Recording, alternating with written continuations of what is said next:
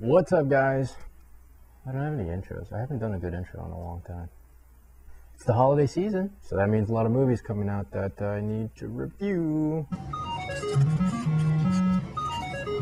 So this week we're going to talk about Tron Legacy. Tron Legacy stars Jeff Bridges, Garrett Hedlund, and Olivia Wilde.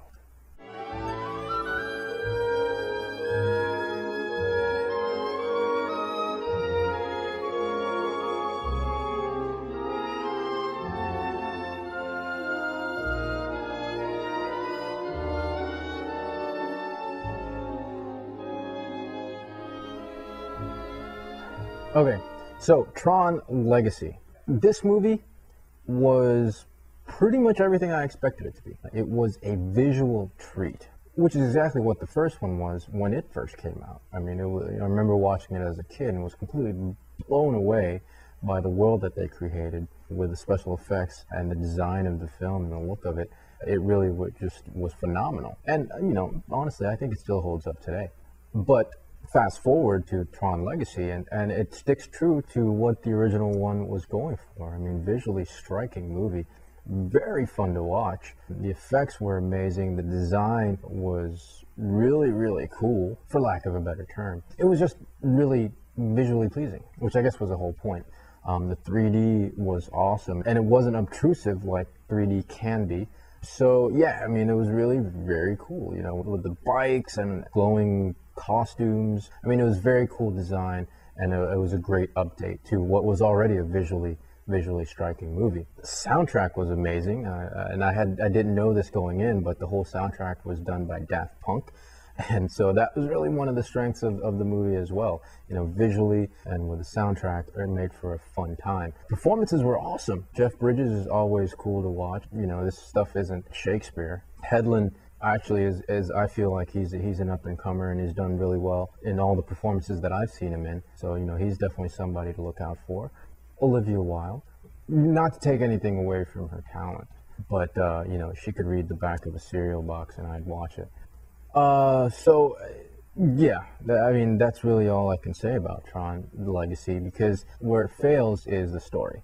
And of course, you don't go to a movie like this expecting much of a story. Unfortunately, I think they could have capitalized on some things that they didn't in terms of the writing. They could have definitely done more, and played on the relationship between the creator and the creation and gone that whole angle. But I think it wanted to jump right into it, and it blew through and it rushed through a lot of things in the story.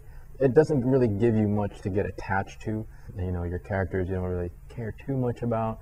The story and what's going on is really more of along for the ride, so to speak. Really, what drives this movie is the visuals. I mean, there's no getting around that with a movie like this, and it serves its purpose. I mean, it does its job well. If that's what you go into this movie expecting. I totally had a good time watching it. I'm not going to say that it blew my socks off. Honestly, I wanted it to be better, but you know what? Oh well. If you're in the mood for some fast-paced action, that looks cool, futuristic kind of style, and then you're in for a treat. You're in for a ride, and it has a great soundtrack. So yeah, I mean, it's fluff for the most part, but it looks great on the big screen, and I would definitely recommend watching it on the big screen. It's the kind of movie that lends itself to a big screen viewing, so definitely check it out. Check it out in the 3D if you can, and maybe in the IMAX if you got an IMAX by you. So, in terms of our grading scale, I will give Tron Legacy 3 Matt Damons.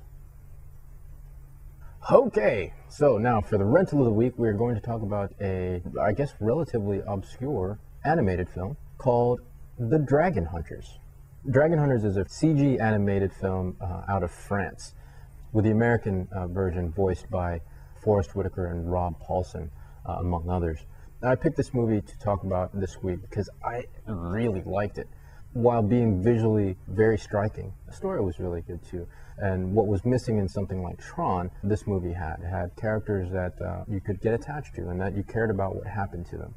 It's just an incredibly imaginative film. And that's really what I like about it. I really, really enjoyed this. And it's something that the whole family can enjoy, I think. Kids will really like it because it's a fun movie to watch. And I think it's something that adults can enjoy as well. I mean, a good film is a good film, whether or not it's animated or it's live action. And this really just proves that. It's a good movie that anybody can enjoy. And I definitely think it's worth renting. So if you guys can find this anywhere, I highly recommend it. You might have to go digging for it, unless you have Netflix. But you didn't have that for me, because they're not paying me yet. In terms of the grading scale, I will give Dragon Hunters 4 Matt Damons. All right, that's it for this episode. I know it's been kind of business only lately with these reviews, but it's only because I'm trying to keep getting them out in a timely manner. And in order to do that, I'm keeping it short and haven't really done much of the funny stuff. Haven't done any singing in the bathroom. British guys we haven't seen in a while. If you notice, the blue screen is gone. It's not because I'm doing away with it. It's just that, I'm still tweaking some stuff and making some adjustments. You'll see it eventually, but I'm going to end up having to probably redo a lot of this in the background to make it happen. So, fret not.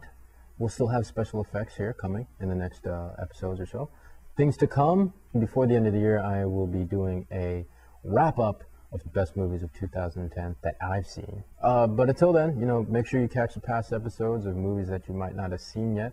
If you like the show, give me a thumbs up, subscribe, wherever the button is, I never remember, and stay tuned, okay? And that's it, guys. So until next time, this is Ronnie Cruz signing out, and remember, whenever you go to the movies, never miss the opening scene, and always throw your trash away.